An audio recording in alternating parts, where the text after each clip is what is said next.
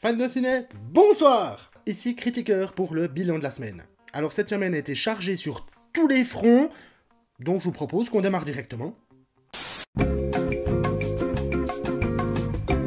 Wouh! On l'attendait depuis un moment, et cette semaine, c'est arrivé. La série Moon Knight a débarqué sur Disney+. Le personnage éponyme qui a été créé en 1975 débarque enfin dans le MCU.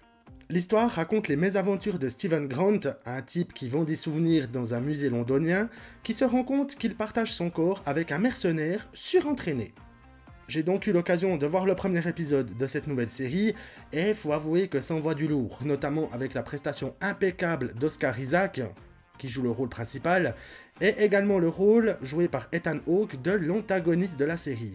Bon, c'est vrai qu'on reste dans les standards de Marvel, que ce soit au niveau des séries ou au niveau des films, mais là, avec une toile de fond qui parle des dieux égyptiens, ça pourrait donner quelque chose de sympa.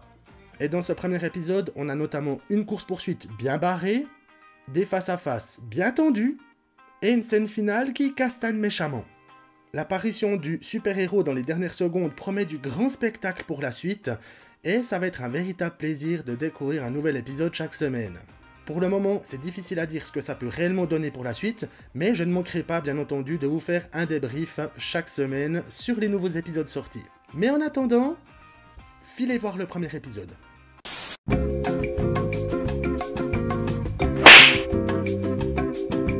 Fans de ciné, la 94e cérémonie des Oscars a eu lieu et voici ce que l'on peut en retenir.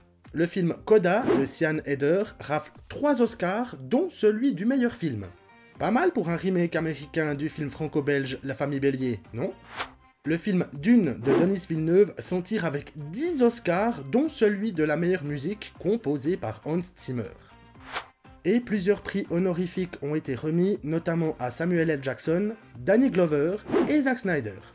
Et tu parles pas de la baffe? Quoi la baffe? Ben, la baffe de Will Smith. Non, je vois pas du tout.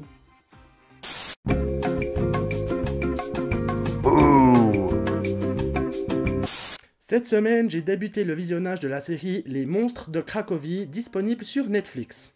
Cette production, qui nous vient de Pologne, raconte l'histoire d'un groupe d'étudiants, avec des pouvoirs, qui traquent des démons et autres créatures de la mythologie slave. Bien que le pitch de base fasse penser furieusement à une certaine Buffy, la Pologne possède pourtant une bonne note en matière de surnaturel. Ben oui, c'est de là que vient The Witcher, alias le sorceleur, créé par Sapkowski, et qui s'est décliné ensuite en jeux vidéo et en série. Donc en matière de mythologie et de surnaturel, ils ont quand même un bon bagage. Et en ce qui concerne les monstres de Cracovie, je n'ai pas encore terminé le visionnage de la première saison, mais faut dire que jusqu'à maintenant, ça se laisse regarder, même si le scénario a l'air passablement foutraque.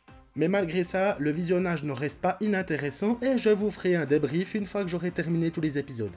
Ben oui, je vais pas faire un débrief maintenant, ça serait con de faire un débrief maintenant. Si je fais un débrief maintenant, ben ça a aucun sens de faire un débrief. Hein? Non mais là, je pars complètement en cacahuète.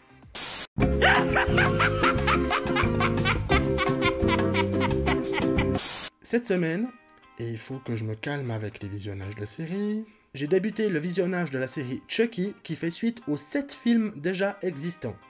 Tout a commencé en 1988 avec le film Jeux d'enfants réalisé par Tom Holland. Donc le réalisateur, pas l'acteur. La poupée tueuse a directement fait sensation. Faut dire que pour l'époque et même encore maintenant, c'est un film qui fout passablement les miches. Et depuis, la saga a connu des hauts, des bas, des sorties au cinéma, des sorties directement en DVD, ainsi que des critiques bonnes ou mauvaises. Et je passerai volontairement outre le remake de 2019. Dans cette série, on dirait bien que l'on va repartir sur les origines de Charlie Ray, alias Chucky, alias la poupée tueuse du titre. Notre tueur miniature se retrouve cette fois-ci dans une petite ville avec comme propriétaire Jake, un ado peu populaire. Il va sans dire que notre poupon va se lancer dans un petit massacre des familles comme il sait si bien le faire. Alors si vous êtes amateur de cette saga, ruez-vous sur cette série parce que franchement, ça paraît excellent.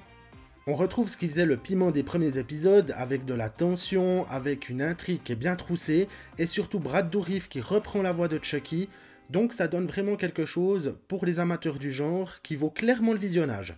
Et ce n'est pas exclu qu'à l'issue du visionnage de cette saison, je me lance dans une petite rétrospective de toute la saga. Car il y aurait sans doute beaucoup à dire sur les différentes phases par lesquelles cette série de films est passée, et ça peut être intéressant de décortiquer les différents contextes par rapport aux différentes époques. Et il ne faut pas oublier que Chucky, malgré sa petite taille, a réussi à s'imposer dans le Hall of Fame des plus grands méchants du cinéma. Ouais, c'est pas mal pour une poupée en plastique.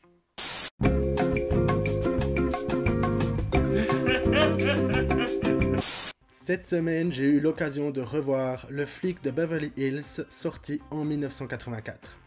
Et vous savez quoi? C'est un immense bonheur à chaque visionnage. Avec Axel Foley, interprété par Eddie Murphy, qui s'en va enquêter à Beverly Hills après la mort d'un de ses amis, on a droit à de l'humour, de l'action, des fusillades, des intrigues, et franchement pour l'époque c'était hyper bien troussé. Ce film, c'est l'occasion de passer un bon moment de cinéma et de se remémorer à quel point les 80s c'était quand même la classe. Il y a eu 2 suites à ce film, et si vous ne connaissez pas cette saga, vous filez la voir. Et si vous l'avez déjà vu, n'hésitez pas à me dire en commentaire ce que vous en avez pensé.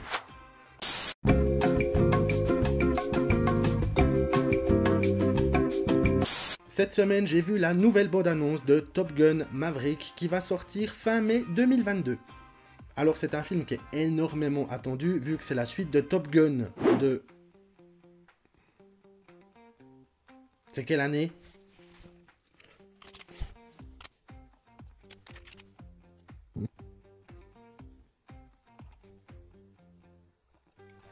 C'est bon.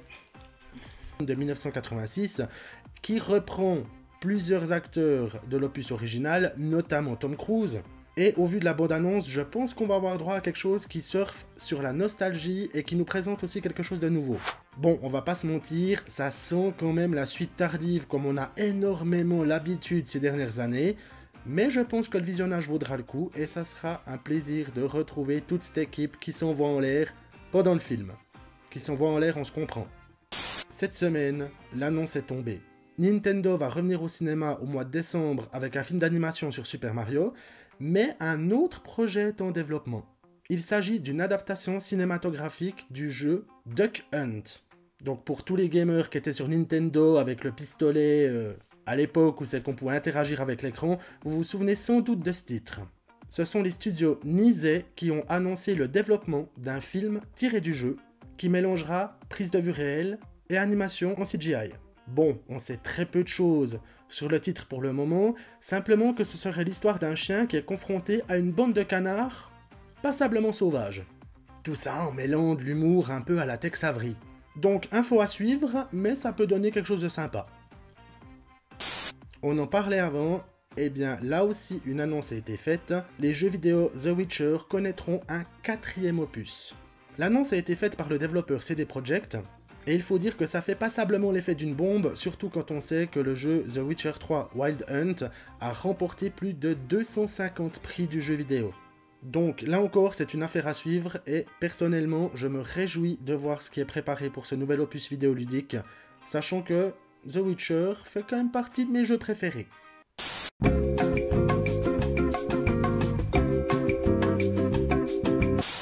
Et voilà, fans de ciné, c'est tout pour cette semaine. J'espère que vous avez apprécié cette vidéo, que vous avez découvert de nouvelles choses. Quant à moi, je vais continuer d'engranger du contenu pour la semaine qui vient. Et je vous rassure, il n'y aura pas que des bilans de la semaine sur la chaîne. J'aurai un peu plus de temps à disposition ces prochains jours, ce qui me permettra également de finaliser quelques vidéos sous d'autres formats. Sur ce, je vous souhaite bon courage pour lundi, une excellente semaine à vous, et bien entendu, bon visionnage.